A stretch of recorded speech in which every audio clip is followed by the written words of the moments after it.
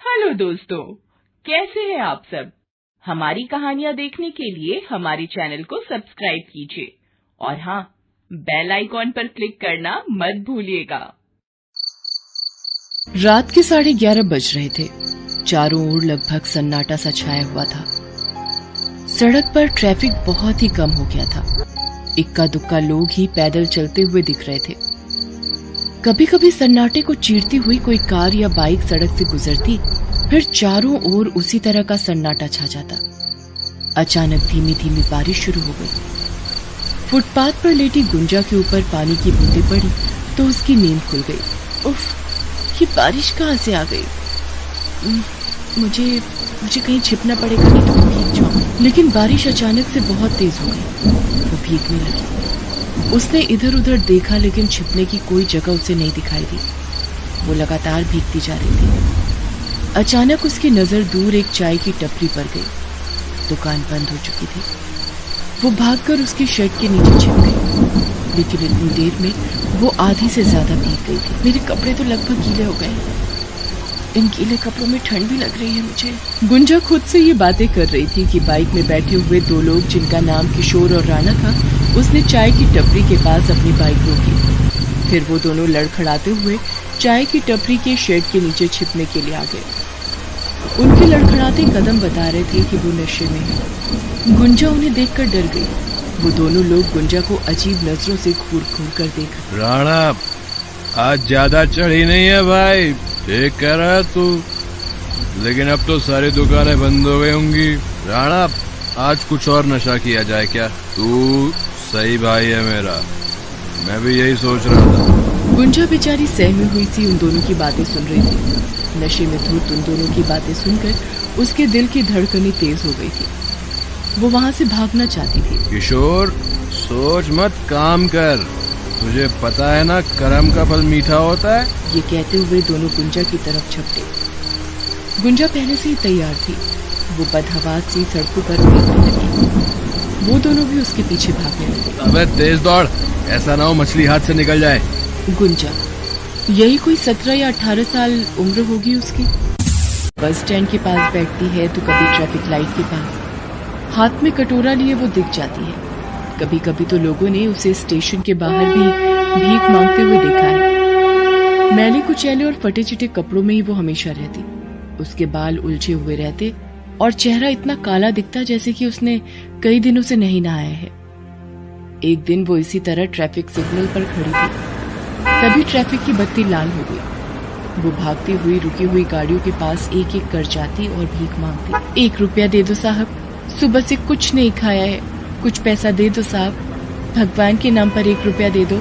अफसोस कि उन बड़ी बड़ी गाड़ियों में बैठे ज्यादातर लोगों के दिल उतने बड़े नहीं थे कि उनकी जेब से 1 रुपया भी गुंजा के लिए निकलता।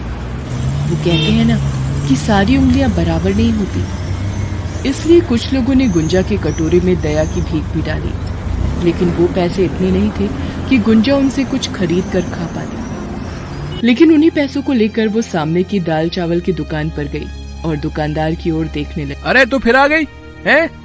तुझे इसी तरह से हर दिन मुफ्त का खाना खिलाता रहा तो मेरा तो दिवाला निकल जाएगा। दुकानदार बोले जा रहा था और गुंजा उसकी बातों को सिर झुकाए सुने जा रही थी।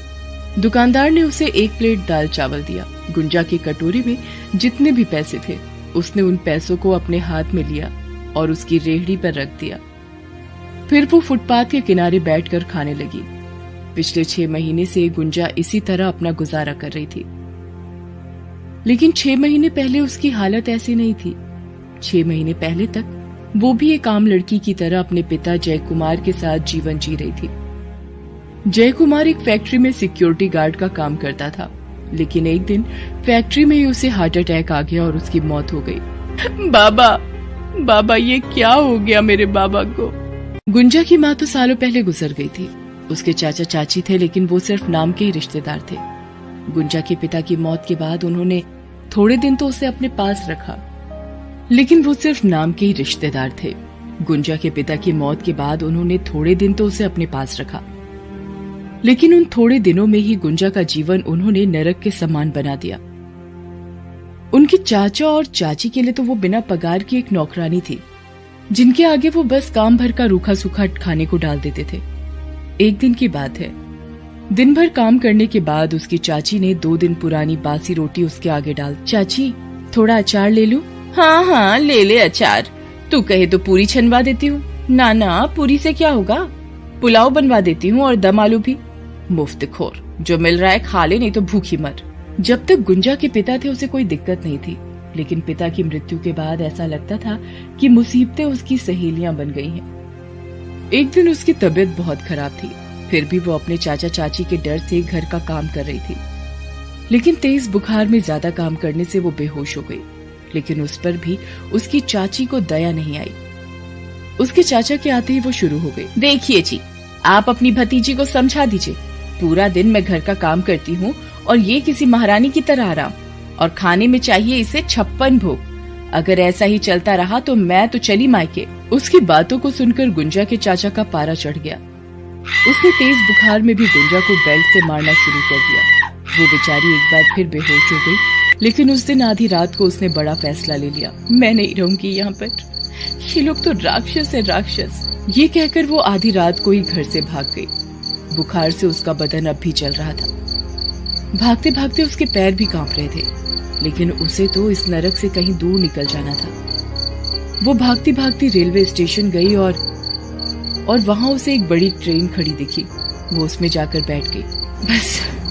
बस एक बार यहाँ से निकल जाऊं, फिर कभी वापस लौट कर नहीं आऊंगी। गुंजा दूसरे शहर में आ गई। तब से वो भीख मांगकर यहाँ अपना गुजारा कर रही है, लेकिन आज फिर से उसकी जान पर पड़ी है। वो दोनों बदमाश लगातार उसका पीछा कर रहे हैं। आखिर वो उनकी पकड़ में आ गई। अरे बहुत तेज भागती है तुम, बहुत भगाने का शौक है ना तुझे। अब देख हम क्या करते हैं तेरे साथ। उन दोनों बदमाशों ने गुंजा के साथ जबरदस्ती शुरू कर दी। बेचारी गुंजा ने बहुत कोशिश की उन जानवरों के चंगुल से छूटने की, लेकिन वो कामयाब नहीं हो पाई। उस सन्नाटे में गुंजा की चीख गूंज तो रही थी, लेकिन उन्हें सुनने वाला कोई नहीं था। छोड़ दो मुझे, छोड़ दो, बचाओ बचाओ, अरे कोई तो बचा लो। अगली सुबह गुंजा के चेहरे पर दर्द साफ दिख रहा था, लेकिन वो खामोश हो गई थी। हर दिन की तरह वो भीख मांगने नहीं गई। वो भूखी प्यासी बैठी रही। उसे अपने आप से घिन आ रही थी।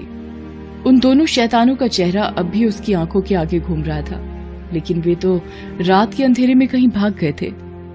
कुछ दिन और बीते, लेकिन कब तक वो भूखी रहती, इसलिए उसने फिर से भीख मांगना शुरू कर दिया। 1 रुपया दो साहब, 2 रुपया दे दो साहब, बहुत भूख लगी है साहब। 1 रुपया दे दो साहब, 2 रुपया दे दो साहब। एक दिन भीख मांगते हुए उसके पेट में दर्द शुरू हो गया और फिर उल्टियां भी शुरू हो गई।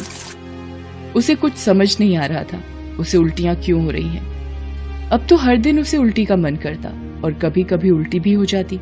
कुछ महीनों बाद उसका पेट बाहर आना शुरू हो गया। गुंजा गर्भवती हो गई थी। उसके बाहर निकले पेट की ओर जो भी देखता उसे बहुत आश्चर्य होता। इस बारे में लोग बातें भी करने लगे। अरे ये भिखारन अचानक से गर्भवती कैसे हो गई रे? वही तो मुझे भी समझ नहीं आ रहा है, लेकिन छोड़ ना, हमें क्या करना। पता नहीं किसका पाप लेकर घूम रही है ये। गुंजा को ये सब सुनकर बहुत बुरा लगता। पेट ज्यादा बड़ा होने के कारण अब तो उसे बहुत दिक्कत होने लगी थी। वो बिल्कुल खामोश हो गई थी और हर दिन वो रोते हुए खुद से बातें करती। एक दिन जब वो खुद से बातें कर रही थी, तभी वो दाल चावल बेचने वाला दुकानदार, जो अब उसके दोस्त की तरह हो गया था, वो उसके पास आया और बोला, अरे ये सब किसने किया, कैसे हुआ ये सब? उसकी बातों को सुनकर गुंजा रोने लगी और रोते रोते ही उसने राणा और किशोर का नाम बताया। दुकानदार तुरंत ही उसे लेकर पुलिस स्टेशन गया और पुलिस इंस्पेक्टर रजनी को सारी बातें बताई। रजनी ने जब गुंजा की हालत देखी तो उसे बहुत दया आई। क्या तुम उन दोनों को फिर से देखोगी तो पहचान जाओगी? जी, मैं पहचान जाऊंगी। रजनी ने उन दोनों का पता लगाने के लिए एड़ी चोटी का जोर लगा दिया। गुंजा की बताई जगह के आसपास लगे सारे सीसीटीवी फुटेज निकाले गए। उन फुटेजों से जल्दी किशोर और राणा का पता लग गया। किशोर और राणा पास की बस्ती में रहने वाले छटे हुए बदमाश और 1 नंबर के शराबी थे। इंस्पेक्टर रजनी दोनों को गिरफ्तार कर ले आई और थाने में उनकी जमकर मरम्मत की। पहले तो उन्होंने कहा कि हमने कुछ नहीं किया है, लेकिन पुलिस के डंडों के आगे वो टूट गए। अरे आप मत मारिए मैडम, हम मर जाएंगे, हमसे गलती हो गई, हमें छोड़ दीजिए। तुम जैसे जानवरों को छोड़ दूं? अरे तुम लोग तो इंसान के वेश में राक्षस हो, राक्षस। तुमने उस बेचारी लड़की के साथ जो किया है, अगर मेरा वश चले तो मैं तुम दोनों को गोली मार दूं, लेकिन मैं क्या करूं? कानून ने मेरे हाथ बांध रखे हैं। इंस्पेक्टर रजनी ने दोनों को जेल भेज दिया। उन दोनों पर मुकदमा चला और दोनों को 10 साल की कैद हो गई। इंस्पेक्टर रजनी गुंजा को एक खुशखबरी देना चाहती थी, लेकिन पता नहीं गुंजा कहाँ गायब हो गई। हेलो दोस्तों, कैसे हैं आप सब? हमारी कहानियाँ देखने के लिए हमारे चैनल को सब्सक्राइब कीजिए और हाँ, बेल आइकॉन पर क्लिक करना मत भूलिएगा।